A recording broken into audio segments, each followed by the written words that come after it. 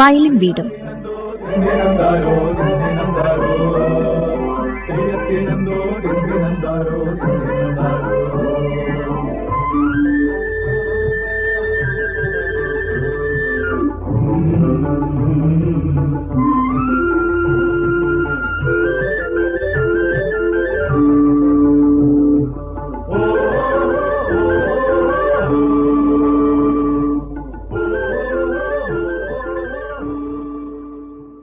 നമസ്കാരം പ്രിയ ശ്രോതാക്കളെ.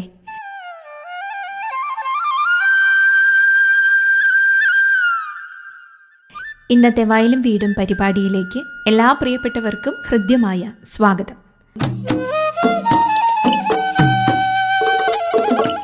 പ്രിയമുള്ളവരെ, വിഷരഹിത പച്ചക്കറികളുടെ ആവശ്യകതയെക്കുറിച്ചും പ്രാധാന്യത്തെക്കുറിച്ചും നാം സംസാരിച്ചുകൊണ്ടിരിക്കുന്ന ഈ ഒരു കാലഘട്ടത്തിൽ പാഠശാലകളെ എങ്ങനെ കൃഷിയിടങ്ങളാക്കി മാറ്റാം എന്ന് തെളിയിച്ച ഒരു വിദ്യാലയമുണ്ട് നമ്മുടെ കോഴിക്കോട്.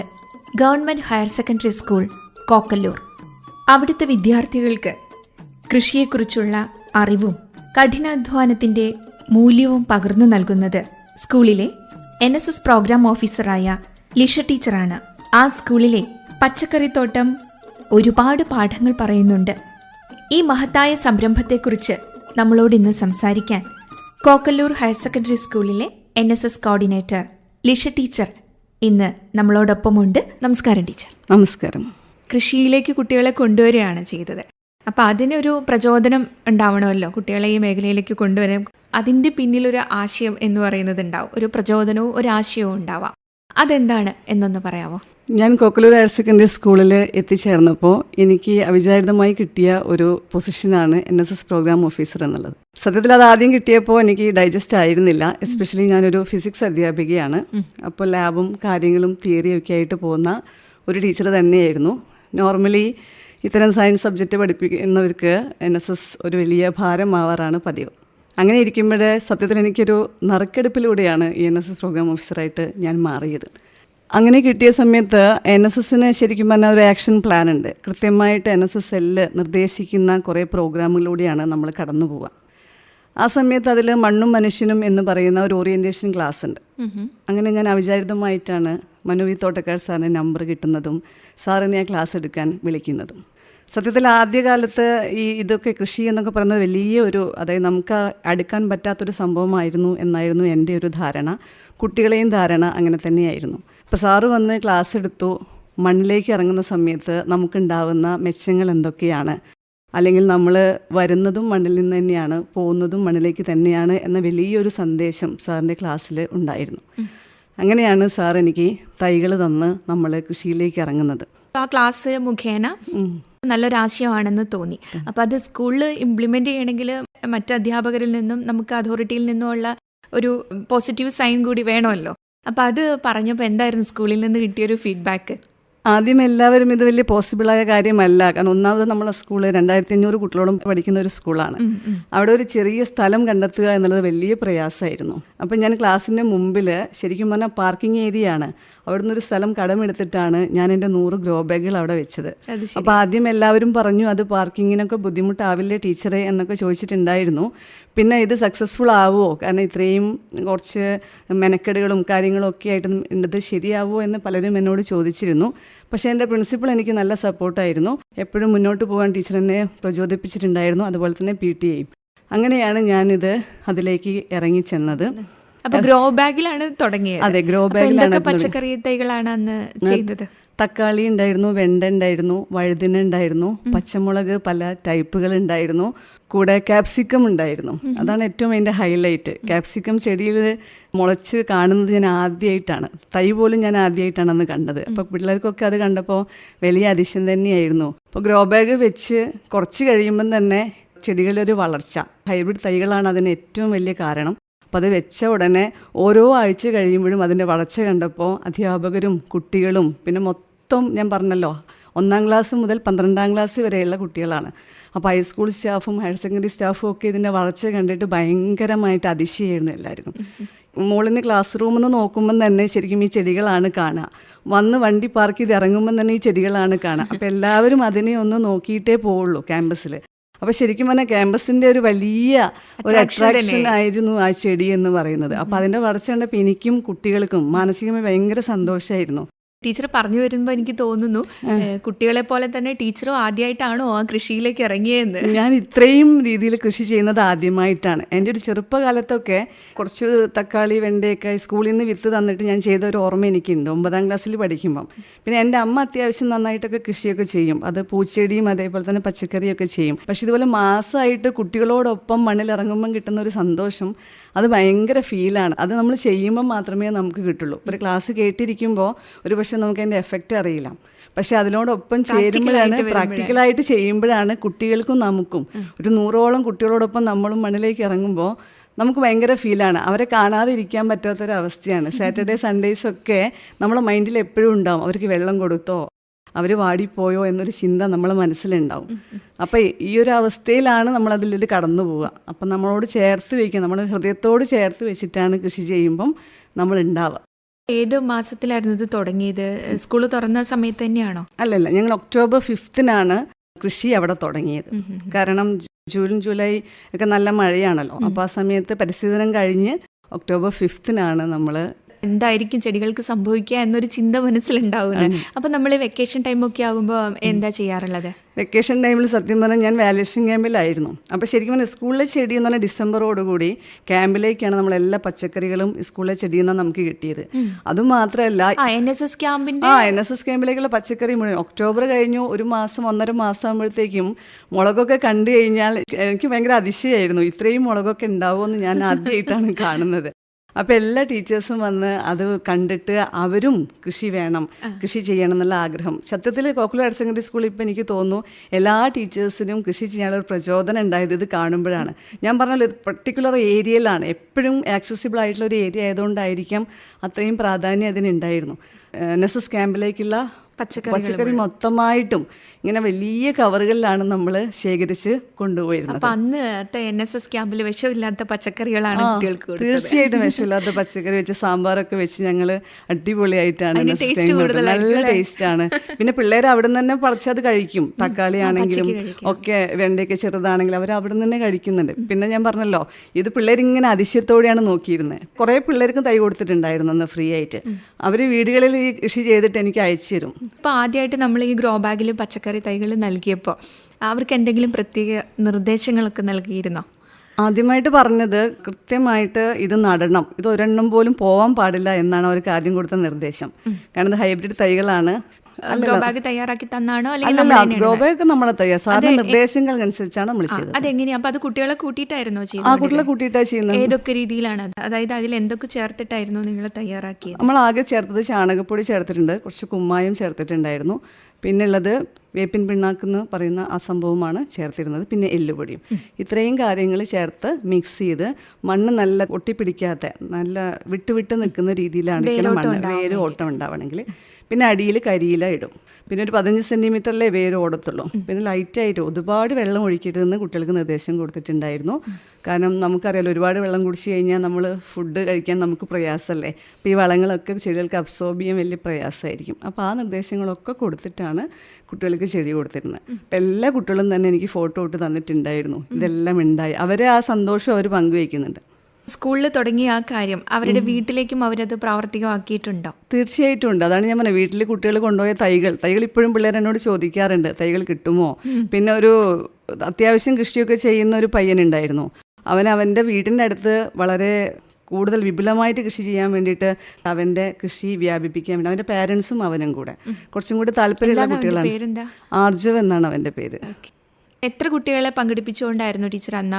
ഞാൻ NSS പ്രോഗ്രാം ഓഫീസർ ആയതുകൊണ്ട് 100ഓളം കുട്ടികളാണ് എനിക്കുണ്ടാവുക. ഫസ്റ്റ് ഇയർ 50 കുട്ടികളും സെക്കൻഡ് ഇയർ 50 കുട്ടികളും. അപ്പോൾ ശരിക്കും ഞങ്ങൾ ഈ ക്യാമ്പ് കഴിഞ്ഞതോടുകൂടി നമ്മളൊരു 50 സെൻറ്റ് അടുത്തുള്ള ഒരു സ്ഥലം എടുത്തതിന് ശേഷം അവിടേക്ക് നമ്മൾ കൃഷി വ്യാപിപ്പിച്ചു, പാട്ടത്തിനെടുത്തു. കൃഷി ഓഫീസറിൽ ചെറിയൊരു സഹായവും അത് കിട്ടിയിട്ടുണ്ടായിരുന്നു.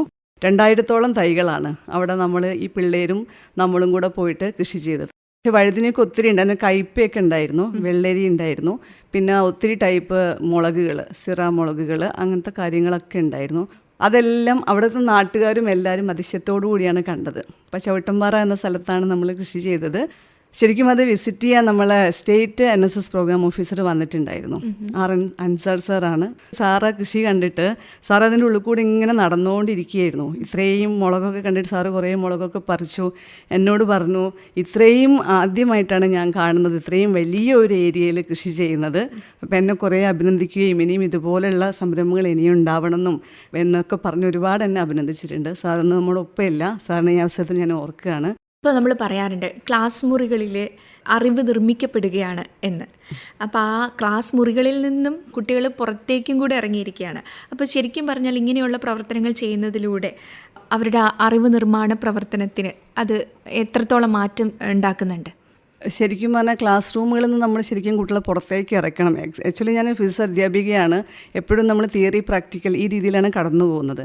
ഈ സമയത്ത് നമ്മളിതുപോലെയുള്ള സംരംഭങ്ങൾ, എസ്പെഷ്യലി കുട്ടികളിപ്പോൾ ലഹരിയിലേക്ക് നന്നായിട്ട് അട്രാക്ട് ചെയ്ത് പോകുന്ന ഒരു കാലഘട്ടത്തിലാണ് നമ്മൾ ജീവിക്കുന്നത്. അപ്പോൾ ശരിക്കും കേരള ഗവൺമെൻറ് ഒരു പരിപാടി ഉണ്ടായിരുന്നു, ജീവിതോത്സവം എന്നൊരു പരിപാടി. അപ്പോൾ ലഹരിയിൽ നിന്നും കുട്ടികളെ മോചിപ്പിക്കാൻ വേണ്ടിയിട്ട് 21 ദിവസത്തെ ചാലഞ്ച് ശരിക്കും. അപ്പോൾ നമ്മൾ അതിന് മുമ്പേ കുട്ടികളെ ശരിക്കും കൃഷിയിലേക്ക് ഇറക്കിയിട്ട് ലഹരിക്ക് എതിരായിട്ട് നമ്മൾ ചെയ്തുകൊണ്ടിരിക്കുകയാണ്. അപ്പോൾ ശരിക്കും ഈ കുട്ടികൾ ഈ മണ്ണിലേക്ക് ഇറങ്ങുന്ന സമയത്ത് നമുക്കറിയാലോ 15-16 വയസ്സുള്ള കുട്ടികൾ എന്ന് പറഞ്ഞാൽ ഭയങ്കര സ്ട്രെസ്സാണ് അവർക്ക്.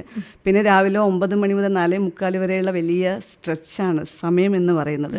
പിന്നെ ഇതുപോലുള്ള സബ്ജക്റ്റുകൾ ഇപ്പോൾ കൊമേഴ്സ് ആണെങ്കിലും ഹ്യൂമാനിറ്റീസ് ആണെങ്കിലും സയൻസ് ആണ്, ഫുൾ ടൈം കുട്ടികൾ ക്ലാസ് റൂമിലാണ്.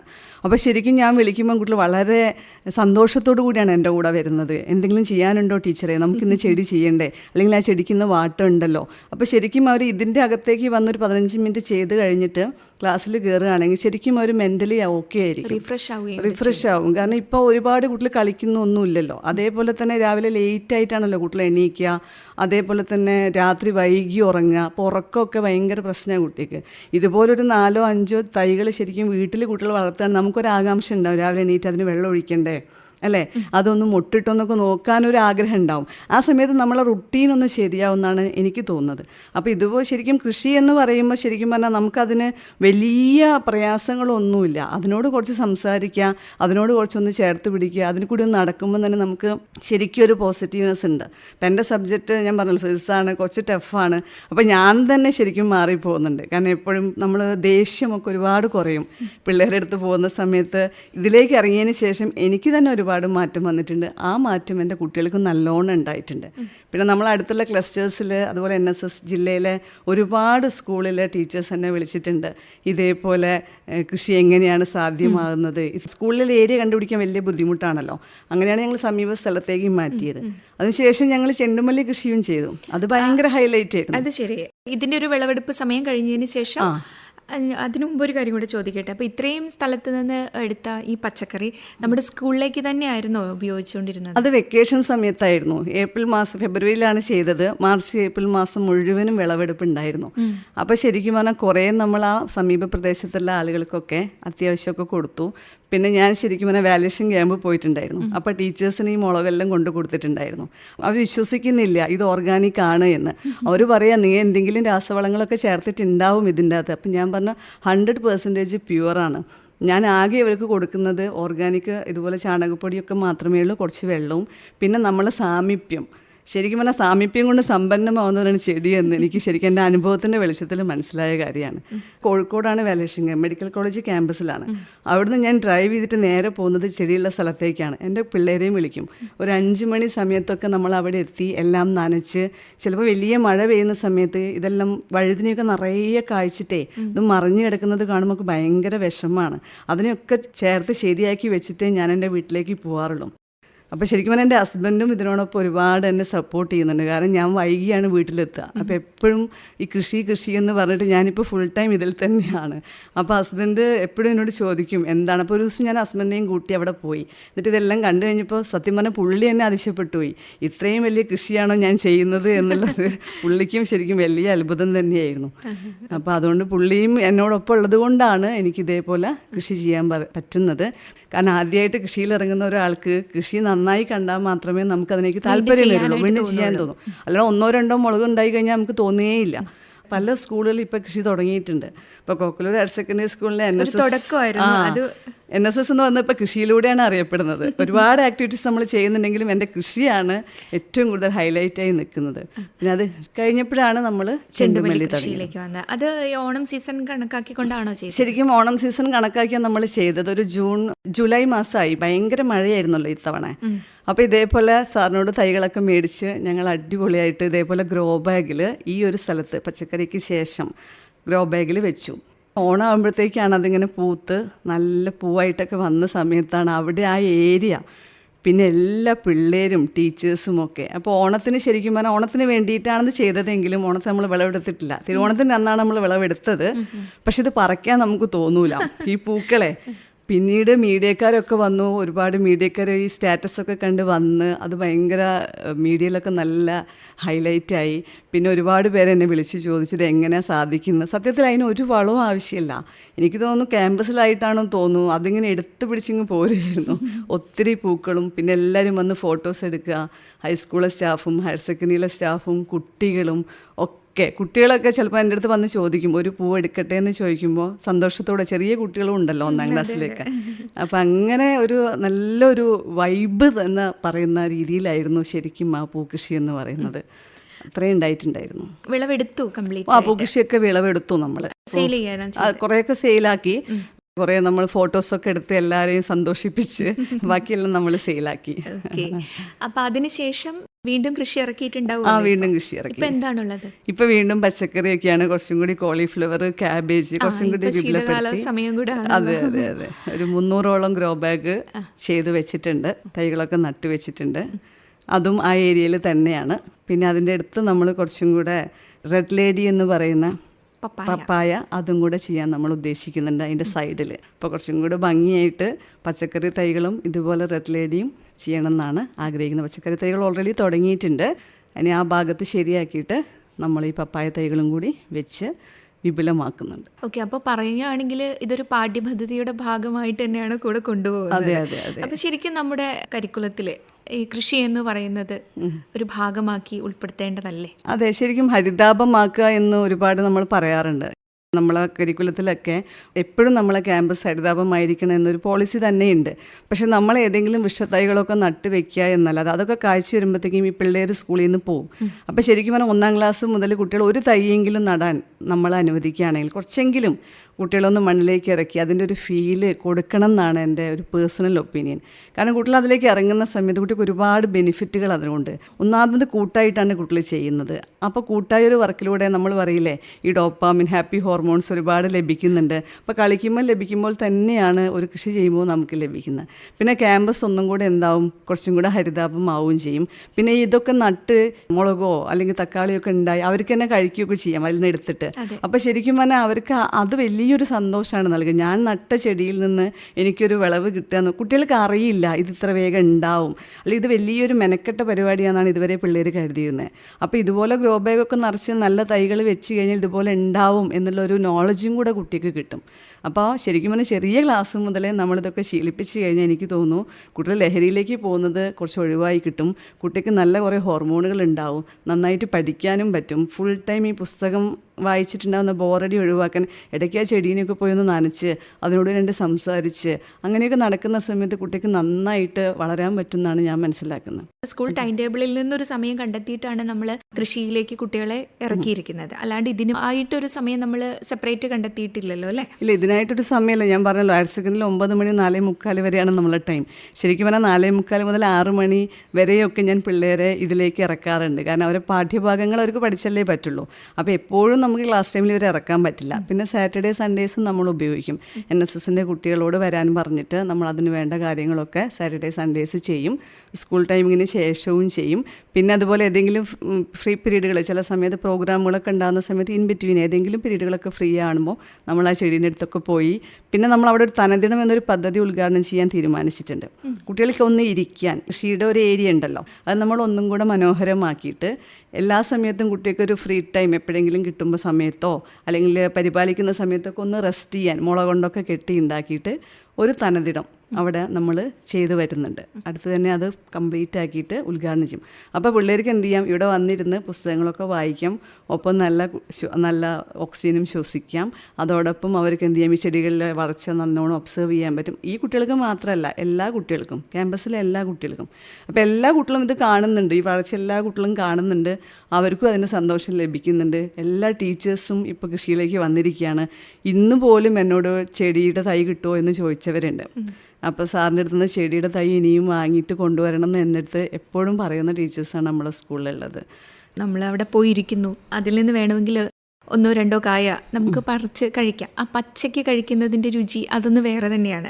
ഇപ്പോൾ കോവയ്ക്കാണെങ്കിലും വെണ്ടയാണെങ്കിലും ഒക്കെ അങ്ങനെ തന്നെയാണ്. പക്ഷെ നമ്മൾ പുറത്തുനിന്ന് വാങ്ങുന്ന സാധനങ്ങൾ നമുക്ക് കഴിക്കാൻ നമ്മൾ ഭയപ്പെടും. അപ്പോൾ അത്രയും ധൈര്യത്തോടു കൂടി നമ്മൾ ഉണ്ടാക്കുന്ന സാധനങ്ങൾ, അതായത് വിഷവിമുക്തമായ സാധനങ്ങൾ നമുക്ക് കഴിക്കാനായിട്ട് സാധിക്കുന്നുണ്ട്.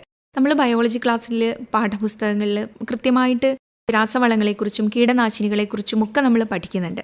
അപ്പോൾ അതില്ലാതെയും നമുക്ക് ഇങ്ങനെ പച്ചക്കറികളായാലും നമുക്ക് വേണ്ട സാധനങ്ങൾ നമുക്ക് വിളയിച്ചെടുക്കാൻ കഴിയും എന്നൊരു കാര്യം കൂടെ അവിടെ പറയുന്നില്ലേ? ഉണ്ട്. അപ്പോൾ ഇവിടെ എന്തെങ്കിലും കീടങ്ങളൊക്കെ വന്നിട്ടുണ്ടെങ്കിൽ എങ്ങനെയാണ് അതിനെ നിയന്ത്രിക്കുന്നത്? ശരിക്കും പറഞ്ഞാൽ പാൽക്കായും തൈര് ഇത് മിക്സ് ചെയ്തിട്ടാണ് നമ്മൾ അടിച്ചത്. സത്യത്തിൽ വലിയ കീടങ്ങളൊന്നും വന്നിട്ടില്ല. ചെറിയ ചെറിയ കീടങ്ങളൊക്കെ വരുന്ന സമയത്ത് ഈ ഒരു രീതിയാണ് നമ്മൾ പരീക്ഷിക്കുന്നത്. യാതൊരുവിധ കീടനാശിനികളും നമ്മൾ ചെടിക്ക് അടിച്ചിട്ടേയില്ല. പിന്നെ ഞാൻ പറഞ്ഞല്ലോ, പിള്ളേരുടെ ഇടയിലായതുകൊണ്ടെന്ന് അറിയില്ല, കീടങ്ങൾ പോലും അധികം എൻ്റെ കൃഷിയെ ശല്യം ചെയ്യാറില്ല. ഈ തൈരും പാൽക്കായും ചേർത്ത് മിശ്രിതം അടിച്ച് കഴിയുമ്പം തന്നെ ഏകദേശം അത് കീടങ്ങളൊന്നും സാധാരണഗതിയിൽ വരാറില്ല. പിന്നെ വേറെ പ്രത്യേകിച്ച് നമ്മൾ അങ്ങനത്തെ ഇതുപോലെ കീടനാശിനികളൊന്നും തന്നെ എനിക്ക് ഉപയോഗിക്കേണ്ടി വന്നിട്ടില്ല. ചുവടിലിട്ട് കൊടുക്കുന്ന വളങ്ങളുടെ കരുത്തിലാണ് ചെടികൾ മുന്നോട്ട് വരുന്നത്. ഓക്കെ, ഇത് നമ്മൾ ഇംപ്ലിമെൻറ്റ് ചെയ്തതോടുകൂടി കുട്ടികൾക്ക് പരിസ്ഥിതിയോടുള്ളൊരു മനോഭാവത്തിന് വലിയ മാറ്റം വന്നിട്ടുണ്ടാവില്ലേ? അത് എങ്ങനെയാണ് ടീച്ചർ നോക്കിക്കാണുന്നത്? കൃഷി ചെയ്ത് തുടങ്ങുമ്പം തന്നെ നമ്മൾ സ്വന്തമായിരിക്കും, നമ്മളതിനോട് മനസ്സോട് ചേർത്ത് പിടിച്ചിട്ടാണ് അതിലേക്ക് ഇറങ്ങുന്നത്. അപ്പോൾ ശരിക്കും പറഞ്ഞാൽ ആ ചെടിയുടെ നിൽക്കുന്ന ഏരിയയിൽ മൊത്തത്തിൽ പ്ലാസ്റ്റിക്കുകളോ അല്ലെങ്കിൽ വേറെ എന്തെങ്കിലും പുല്ലുകളോ ഒക്കെ മുളയ്ക്കുന്ന സമയത്ത് അവരതൊക്കെ നീറ്റാക്കി, കളകളൊക്കെ വരുന്ന സമയത്ത് അതൊക്കെ പറിച്ചു മാറ്റി സ്വമേധയാ കുട്ടികൾക്ക് തന്നെ ഒരു ബോധം വരും. അപ്പോൾ ഈ ചെടികളെ ഒന്നും ഉപദ്രവിക്കാൻ പാടില്ല എന്ന രീതിയിൽ അവർ അതിനെ സംരക്ഷിച്ചുകൊണ്ടിരിക്കും. അപ്പോൾ ശരിക്കും പറഞ്ഞാൽ ഈ ഒരു ഏരിയ അവിടെ ഉണ്ടായിരുന്നില്ല എങ്കിൽ കുട്ടികൾക്ക് ആ ഒരു ബോധം തന്നെ ഉണ്ടാവില്ല. അപ്പോൾ നമ്മൾ ചെടിയെ പ്രൊട്ടക്റ്റ് ചെയ്യണം. അതേപോലെ പരിസ്ഥിതിക്ക് ഇത് വളരെ അത്യാവശ്യമാണ്. നമ്മൾ ഫുഡ് കഴിക്കുന്നത് ഇത് കിട്ടിയിട്ടാണ് എന്നൊരു ബോധം കുട്ടികൾക്ക് ഉണ്ടാവണമെങ്കിൽ, ഇപ്പോൾ നമ്മൾ ഊൺമേശയിൽ ഇത് വരുന്ന സമയത്ത് ഇതെങ്ങനെ ഉണ്ടാവുന്നു, അല്ലെങ്കിൽ കർഷകരുടെ ബുദ്ധിമുട്ട് എന്താണ് എന്നവരൊരിക്കലും മനസ്സിലാക്കില്ല ഇത് ചെയ്തിട്ടുണ്ടായിരുന്നില്ലെങ്കിൽ. ശരിക്കും പരിസ്ഥിതി സംരക്ഷിക്കുക എന്നുള്ളത് ജൂൺ 5 പരിസ്ഥിതി നമ്മൾ ദിനാചരണങ്ങളിൽ ഉൾപ്പെടുത്തിയിട്ടുണ്ട്. അവിടെ വെറുതെ ഒരു വൃക്ഷത്തൈ നട്ട് ചിലപ്പോൾ അതിനെ പ്രൊട്ടക്റ്റ് ചെയ്യുന്ന പോലും ഉണ്ടാവില്ല, നശിച്ചു പോകും. പക്ഷേ ഇത് എന്ന് പറയുന്നൊരു കണ്ടിന്യൂസ് ആൻഡ് കോംപ്രിഹെൻസീവ് പ്രോസസ്സാണ്. അതിലൂടെ കുട്ടികൾ കടന്നു പോകുന്ന സമയത്ത് ഇതുപോലുള്ള ബുദ്ധിമുട്ടുകൾ എന്തൊക്കെയാണ്, ഇപ്പോൾ മഴ വരുമ്പം കർഷകർക്ക് ഉണ്ടാകുന്ന ബുദ്ധിമുട്ട് എന്താണ്, ഒരു കീടം വരുമ്പോൾ എങ്ങനെയാണ് അവരതിനെ സംരക്ഷിക്കുന്നത്, അപ്പോൾ അവർക്കുണ്ടാകുന്ന പ്രയാസങ്ങളൊക്കെ മനസ്സിലാവണമെങ്കിൽ കുട്ടികൾ ഈ പ്രോസസ്സിലൂടെ കടന്നു പോകണം. അപ്പോൾ ചെടി നട്ടതു മുതൽ അതിനെ സംരക്ഷിച്ച് കായായി അത് സെയിലാവുന്ന വരെയുള്ളൊരു കാലഘട്ടം എങ്ങനെയൊക്കെയാണ് അവർ കൊണ്ടുപോയതെന്ന് അവർക്ക് നന്നായിട്ടറിയാം. അപ്പോൾ ശരിക്കും പറഞ്ഞാൽ ഒരു കർഷകരുടെ വേദന അല്ലെങ്കിൽ മഴ വരുമ്പം കൃഷി നശിക്കുമ്പോൾ ഉണ്ടാവുന്ന എഫക്റ്റ് എന്തൊക്കെയാണെന്ന് അവർക്ക് ശരിക്കും മനസ്സിലാവും. അല്ലാതെ നമ്മളിപ്പോൾ ഇതൊന്നും ചെയ്യാതെ നമ്മൾ ഫുഡ് അമ്മ നമ്മുടെ മുമ്പിൽ കൊണ്ടു തരുന്ന സമയത്ത് ഈ പച്ചക്കറി എങ്ങനെ വരുന്നു, ഇപ്പോൾ തമിഴ്നാട് നിന്നൊക്കെയാണ് പച്ചക്കറി വരുന്നത് നമുക്കറിയാം, പക്ഷെ അത് അവിടുന്ന് വരുന്നതിൻ്റെ അവരുണ്ടാക്കുന്നതിൻ്റെ ഒരു അധ്വാനം ഒന്നും കുട്ടികൾക്ക് മനസ്സിലാവില്ല. ഇപ്പോൾ നമ്മൾ തന്നെ ചെയ്യുമ്പോഴേ നമുക്കതിൻ്റെ എഫക്റ്റ് മനസ്സിലാവുള്ളൂ. അത് തന്നെയാണ് കുട്ടികൾക്ക് കിട്ടുന്ന ഏറ്റവും വലിയ പാഠം ഇതിൽ നിന്ന്. എന്തൊക്കെ പ്രയാസങ്ങളാണ് കർഷകർ അനുഭവിക്കുന്നത്, അവർക്കുണ്ടാകുന്ന പ്രയാസങ്ങളിലൂടെ നമ്മളും കടന്നു പോകുമ്പോൾ നമ്മൾ ശരിക്കും അവരോട് താതാത്മ്യം പ്രാപിക്കുക ചെയ്യുന്നത്. അപ്പോൾ അതിന് വലിയൊരു നല്ല പാഠമാണ് കുട്ടികൾക്ക് ലഭിക്കുന്നത്. എങ്ങനെയാണ് ഈ പച്ചക്കറികളൊക്കെ നമ്മൾ മുമ്പിലെത്തുന്നത്, അതിൻ്റെ അധ്വാനം അറിയുന്ന ഒരു കുട്ടി പോലും ഒരു ചെടി പോലും പിഴുതെറിയത്തില്ല, അതിനെ പ്രൊട്ടക്റ്റ് ചെയ്യുകയേ ചെയ്യുള്ളൂ. അതോടൊപ്പം അവർക്കറിയാം പരിസ്ഥിതി സംരക്ഷിക്കുന്നുണ്ട്. കാരണം രാസവളങ്ങളൊന്നും തന്നെ നമ്മൾ ഉപയോഗിക്കുന്നില്ല. അത് കുട്ടികൾക്ക് കേടാന്നുള്ള കാര്യം കുട്ടികൾക്കറിയാം. ഇപ്പോൾ ഒത്തിരി അസുഖങ്ങളൊക്കെ ഉള്ളതാണ് എല്ലാവർക്കും. പക്ഷേ ഇതുപോലെ നമ്മളെ വീടുകളിൽ 1, 2, 3 ഗ്രോ ബാഗ് മതി ഓരോന്നും ശരിക്കും ഒരു വീട്ടിലേക്ക്. അത് ചെയ്യുകയാണെങ്കിൽ എല്ലാ വീടുകൾക്കും അവരവർക്ക് വേണ്ട പച്ചക്കറികൾ ഉണ്ടാക്കാൻ പറ്റും. കുട്ടികൾക്കൊരു ഉത്തരവാദിത്വ ബോധം ഇല്ല, അല്ലെങ്കിൽ സഹകരണ മനോഭാവം ഇല്ല, അല്ലെങ്കിൽ അവർക്ക് ഈ സമയത്തിൻ്റെ വാല്യൂ എന്താണെന്ന് അറിയുന്നില്ല എന്നുള്ള കാര്യങ്ങളൊക്കെ. അപ്പം അങ്ങനെയുള്ളൊരു ഗുണങ്ങളും ഈ ഒരു ഇതിലോട്ട് ഇറങ്ങിയത് മൂലം കുട്ടികളെ വളർത്താൻ കഴിഞ്ഞിട്ടുണ്ടോ? കാരണം സമയനിഷ്ഠ എന്ന് പറയുമ്പോൾ ഒരു ചെടിക്കും അതിൻ്റെതായ കൃത്യമായി നമ്മൾ വളവും വെള്ളവും ഒക്കെ അതിനെന്താണോ ആവശ്യം അത് നമ്മൾ കൊടുക്കണം. അപ്പം അതൊരു ഇന്ന സമയത്ത് ചെയ്യണമല്ലോ എന്നൊരു ചിന്ത കുട്ടികളിലേക്ക് വരുന്ന ഒരു ഉത്തരവാദിത്വ ബോധം ഉണ്ടാക്കാൻ കഴിഞ്ഞിട്ടുണ്ടോ? അല്ല, ഇപ്പോൾ വീട്ടിൽ പലപ്പോഴും ബ്രേക്ക്ഫാസ്റ്റ് ഒക്കെ കഴിക്കാതെ വരുന്നത്. അപ്പം ഞാൻ പറയാറുണ്ട്, നമ്മൾ ചെടിക്ക് നമ്മളൊന്നും കൊടുത്തിട്ടില്ല എങ്കിൽ അത് വളരൂല. അതേപോലെയാണ് നിങ്ങളെ കാര്യം. മര്യാദയ്ക്ക് വർക്ക് ചെയ്യണമെങ്കിൽ നമ്മൾ എന്ത് ചെയ്യണം? സമയാസമയങ്ങളിൽ അതിന് ഭക്ഷണം കൊടുക്കണം. പിന്നെ അതുപോലെ തന്നെ നമ്മളെ കെയർ ചെയ്യാൻ കുറച്ച് ആളുകളും കൂടി ഉണ്ടാകുമ്പോഴാണ് നമുക്ക് കൂടുതൽ സന്തോഷം ഉണ്ടാകുന്നത്. അപ്പോൾ ശരിക്കും പറഞ്ഞാൽ ഉത്തരവാദിത്വ ബോധം എന്ന് പറയുന്നത് നടുന്ന മുതൽ അവർ ശരിക്കും ഉത്തരവാദിത്വ ബോധം അവർക്ക് ഉണ്ട്. അതിന് വൈകുന്നേരങ്ങളിൽ വെള്ളം കൊടുക്കണം, സമയാസമയം അതിന് വേണ്ട ഫുഡ് കൊടുക്കണം എന്ന ചിന്ത കുട്ടികൾക്കുണ്ട്. അപ്പോൾ അതൊരു ഞാൻ പറഞ്ഞല്ലോ ഒരു കണ്ടിന്യൂസ് പ്രോസസ്സ് ആയതുകൊണ്ട് ഒരു ടൈം ടേബിൾ പോലെ തന്നെ കുട്ടികൾ ഫോളോ ചെയ്യുന്നതാണ്. അപ്പോൾ ഡെയിലി ചെയ്യുന്ന ഒരു കാര്യം എന്ന് പറയുമ്പോൾ കൂട്ടായൊരു പ്രവർത്തനത്തിലൂടെ ഉത്തരവാദിത്വം നന്നായിട്ട് ഇൻക്രീസ് ആവും. അവർക്ക് എന്ത് ചെയ്യണം, ചില കുട്ടികളൊക്കെ നമുക്കിന്ന് ചെയ്യണ്ടേ അല്ലെങ്കിൽ അത് ചെയ്യണ്ടേ എന്ന് ചോദിച്ച് നമ്മുടെ അടുത്തേക്ക് വരും. എന്തെങ്കിലും ഒരു പ്രാണി പറക്കുന്നത് കണ്ടാൽ കുട്ടികൾ ചോദിക്കും, അയ്യോ നമ്മളെ ചെടിക്ക് എന്തോ കുഴപ്പമുണ്ടല്ലോ, വെള്ളീച്ചകളൊക്കെ ഉണ്ടല്ലോ എന്ന് അവർ തന്നെ ചോദിക്കും. അപ്പോൾ ഇലയൊക്കെ ഒന്ന് കത്തിയൊക്കെ എടുത്ത് വെട്ടാനും അതിൻ്റെ കായ സംരക്ഷിക്കാനും അല്ലെങ്കിൽ ഏതെങ്കിലും കായ ചീഞ്ഞു പോയി കഴിഞ്ഞാൽ അയ്യോ ടീച്ചർ ഇത് പോയല്ലോ.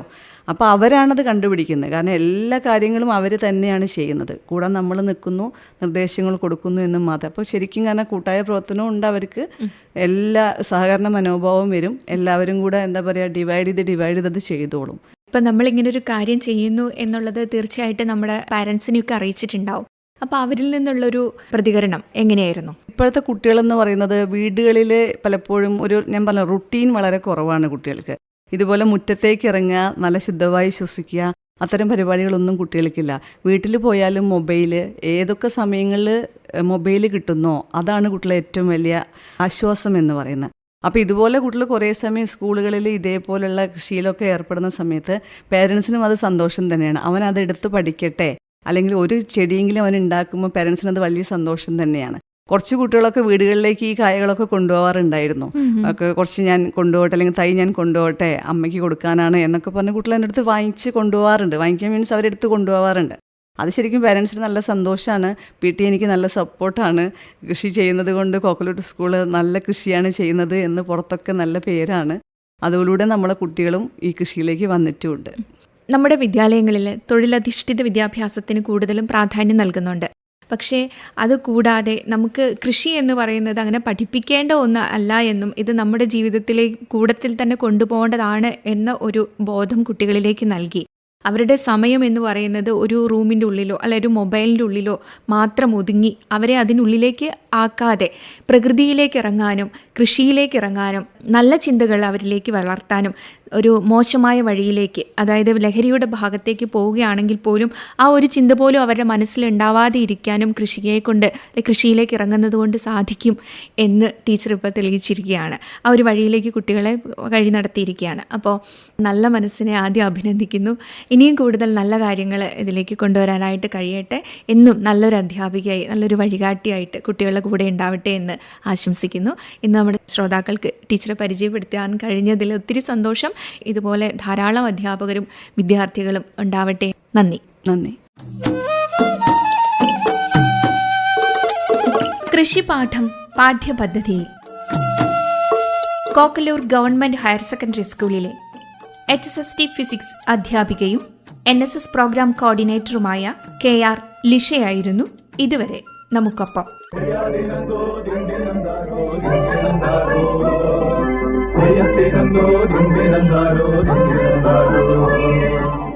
വയലും വീടും സമാപിക്കുന്നു.